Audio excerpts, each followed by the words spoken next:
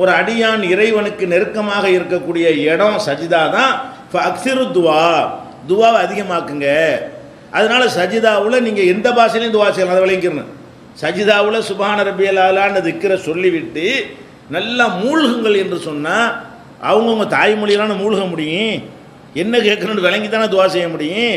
தொழுகைக்குள்ளே இருந்து கொண்டே நீங்கள் என்ன செய்யலாம், தமிழில் துவா செய்யலாம். அரபியில் சில மனப்பாடம் பண்ணி கொண்டால் நினச்சதெல்லாம் கேட்க இயலாது. விளங்குதா? நினச்சதெல்லாம் அரபியில் உங்களுக்கு சொல்ல இயலுமா? அப்படி மனப்பாடம் பண்ணுறாங்க, பல பக்கங்களுக்கு மனப்பாடம் பண்ண வேண்டியிருக்கும். அந்த மாதிரி சில என்ன திக்ருகள் துவாக்கள் சொல்லித்தரப்பட்டிருக்கோ அதை தான் நமக்கு மனப்பாடம் பண்ண முடியும். நமக்குன்னு உள்ள தனித்தனியான பிரச்சனைகளை எல்லாம் அரபு மொழியில் தான் கேட்கணுன்னு கிடையாது. அவனுக்கு எல்லா மொழியும் தெரியும். அல்லாஹ் ரப்புல் ஆலமீனுக்கு அரபு மொழி தான் தெரியும்னு கிடையாது. ஆனால் எதையெல்லாம் அந்த ரசூல் சொல்லி தந்தாங்களோ அதில் மாற்றி விடாமல் சுப்ஹான ரப்பியல் ஆலாவை தமிழாக்கம் பண்ணிலாம் சொல்லிடாமல் அதை கரெக்டாக சொல்லி முடிச்சுட்டு உங்களுக்கு தேவைகளெல்லாம் என்ன செய்யுங்க, கேளுங்க. அது அதிகமாக ஏற்றுக்கொள்ளப்படும். அதனால் எவ்வளவு இன்னல்கள் வந்தால் கூட இப்படி கொஞ்சம் கேளுங்க. அல்லாஹ்விடத்தில் கேட்பதற்கு என்ன செய்யுங்க, இந்த மாதிரி இடத்தை தேர்ந்தெடுத்து கேட்டீங்கன்னு சொன்னால் கூடுதலாக ஏற்றுக்கொள்ளப்படும். இதை நம்ம கவனித்து கொள்ள வேண்டும்.